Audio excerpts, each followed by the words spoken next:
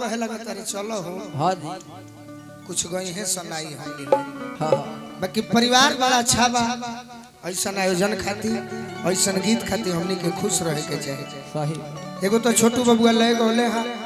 बाकी है बतौलक धन्यवाद बा के परिवार के जे स्वर्गीय पशुपतिनाथ सिंह जी के सुपुत्र और सुपुत्री हुई। हां जी वो जरूरी बात कही कि सोची सोची बारी से ले अरे हमरो नजरिया बाबूजी के बिना सोना भइल बा करिया।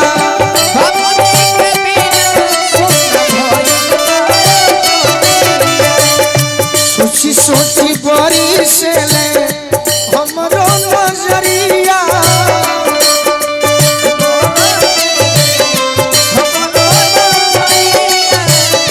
बाबूजी के बिना सोना भइल बा करिया। बाबूजी के बिना सोना रब जो चाहे वही तो होना है।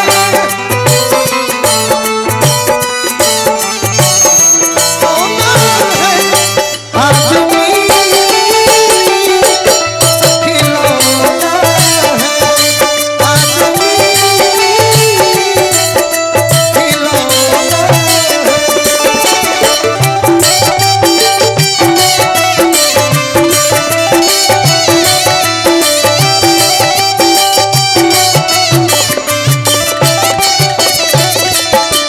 परिवार के हमारा दोनों भैया की ओर से बहुत बहुत आशीर्वाद सम्मान प्यार दुलार मिला। घर के लड़का और लड़की कही गौआ जवार जुटल गोतिया पड़ोस बा।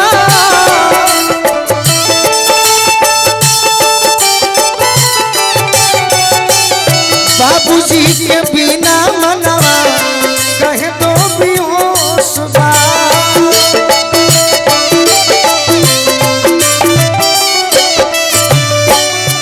गौआ जवार जुटल हो गौआ जवार जुटल गोतिया पड़ोस बा। बाबूजी के बिना मनवा कहे तो बेहोश बा। बाबूजी के बिना कहे तो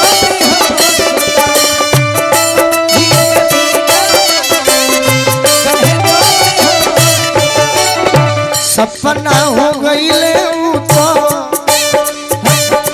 सपना हो गईले ऊ तो सौसे उमरिया।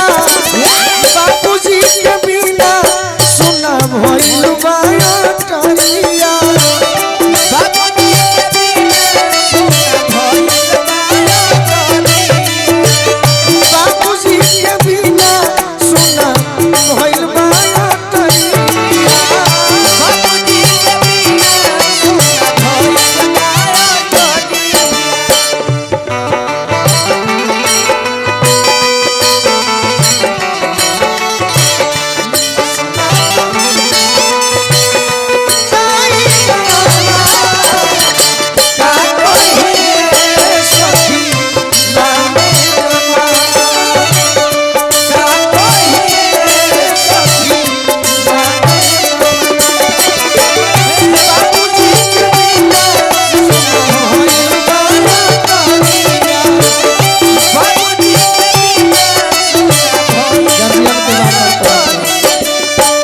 गार्जियन के भी बार बार प्रणाम करो।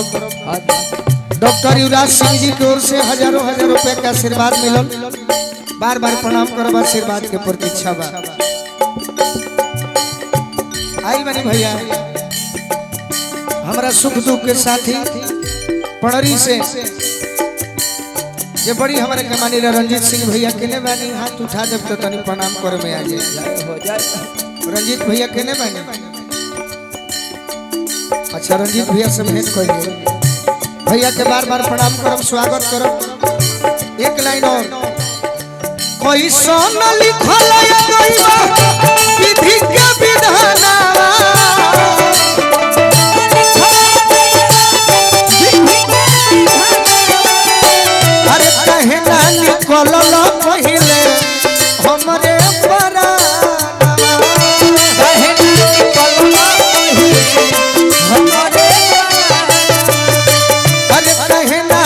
निकलल पहिले हमरे पराना काहे ना निकलल पहिले हमरे पराना। हमरा घर के भविष्य अच्छा गायक आ छोट भाई परिवार के भाई छोटू राजा के तरफ से भी सम्मान मिलल। माई के कृपा हमारा भाई पर बनो रहो, भाई के कृपा तो हमेशा रहे। अरे कोई सोना लिखल कोई सोना लिखल विधि के विधान काहे ना निकलल पहिले हमरे पराना काहे ना निकलल हमरे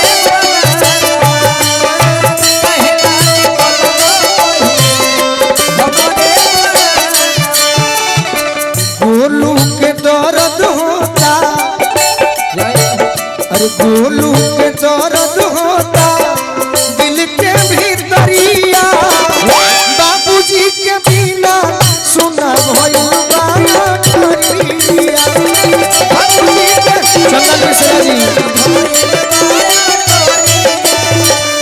सोची सोची बड़ी से हमरो नजरिया सोची सोची बड़ी से हमरो नजरिया बाबूजी के बिना सुना भइल बा करिया बाबूजी के बिना सुना भइल बा करिया